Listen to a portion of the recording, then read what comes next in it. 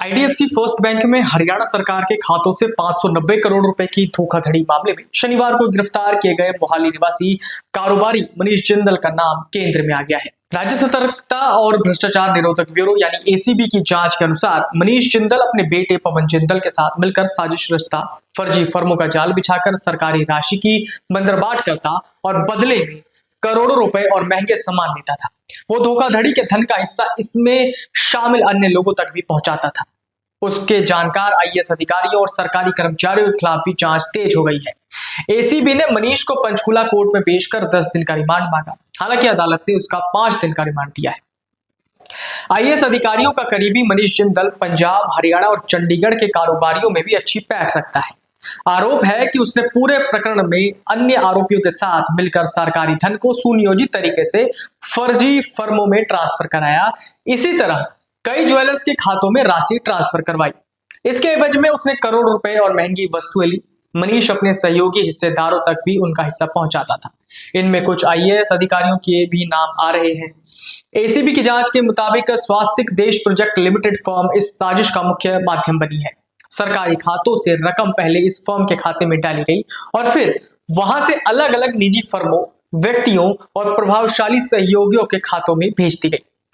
सूत्रों का दावा है धोखाधड़ी की राशि को ज्वेलर्स के खातों में ट्रांसफर करवाकर सोना खरीदा जाता था ताकि नकदी को सुरक्षित और ट्रैकिंग से दूर रखा जा सके। प्रारंभिक जांच में सामने आया कि सरकारी विभागों को बोगस फर्मों के बैंक खातों के विवरण भेजे गए। इन्हीं दस्तावेजों के आधार पर करोड़ रुपए गलत खातों में ट्रांसफर हुए। कॉल डिटेल रिकॉर्ड के विश्लेषण से आरोपियों और बैंक अधिकारियों के बीच लगातार संपर्क के स्पष्ट संकेत मिले हैं। एसीबी पता लगा रही है कि इस पूरे नेटवर्क में किन किन अधिकारियों और कारोबारियों की भूमिका रही।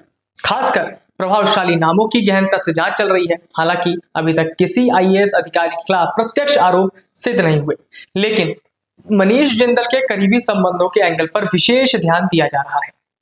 एसीबी मनीष जिंदल से गहन पूछताछ कर धन के प्रवाह, लाभार्थियों की पहचान और खरीदी गई चल अचल संपत्तियों का विवरण जुटा रही है। क्या गबन की राशि का इस्तेमाल नेटवर्क मजबूत करने और प्रभाव बढ़ाने के लिए किया गया? एसीबी इस मामले से जुड़े 1800 बैंक खातों को फ्रीज करवाने के बाद आरोपियों के साथ जुड़े कारोबारियों की सूची भी तैयार कर रही है। एसीबी की ओर से अदालत में पेश किए गए रिमांड पेपर के अनुसार जांच अधिकारी का मानना है कि यह मामला केवल बैंकिंग गड़बड़ी नहीं बल्कि बहुस्तरीय वित्तीय साजिश का संकेत देता है। इसमें फर्जी दस्तावेज, बोगस फर्में, बैंक संपर्क और प्रभावशाली रिश्तों का इस्तेमाल कर सरकारी खजाने को नुकसान पहुंचाया गया। अब नजर इस बात पर टिकी है कि पूछताछ और डिजिटल साक्ष्यों के विश्लेषण के बाद इस सनसनीखेज मामले की आज किन किन प्रभावशाली चेहरों तक पहुंचती है। नरेश बुवानी से एसीबी ने 7 घंटे पूछताछ की। आइए आपको बताते हैं कि बातचीत के कुछ अंश। एसीबी ने हरियाणा विकास और पंचायत निदेशक कार्यालय में तैनात अधीक्षक नरेश बुवानी को गिरफ्तार करने के बाद 7 घंटे पूछताछ की। एसीबी की टीम विभागीय अधिकारियों और कर्मचारियों के साथ बार बार सामने आ रहे आईएएस अधिकारियों को लेकर नरेश से सवाल पूछ रही है। सूत्रों के मुताबिक पूछताछ में नरेश सभी आरोपों से इनकार करता रहा है। एसीबी ने पूछा, चंडीगढ़ के अभिषेक सिंगला से आपकी जान पहचान कैसे हुई? तो नरेश ने जवाब दिया कि आईटीसी सेक्टर 66 में मेरा एक प्लॉट था। उसे खरीदने के सिलसिले में अभिषेक खुद मिलने आया था।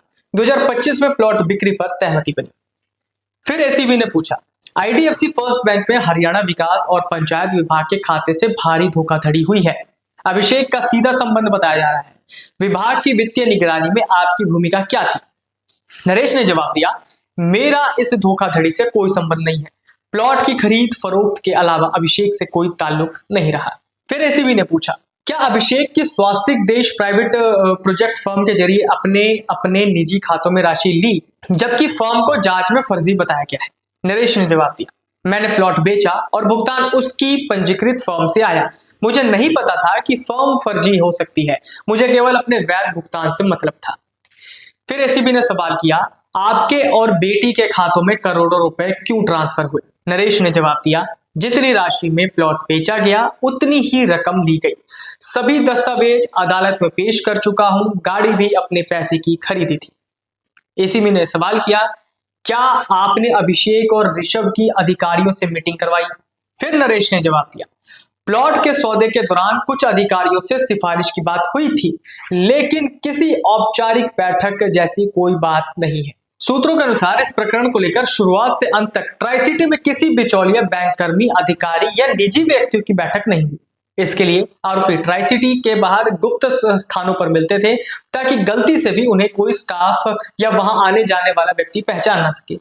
यह भी बताया जा रहा है कि प्रभावशाली अधिकारियों की तरफ से उनके नुमाइंदे जाते थे और आवश्यकता पड़ने पर अपने ही फोन से बातचीत करवाते थे।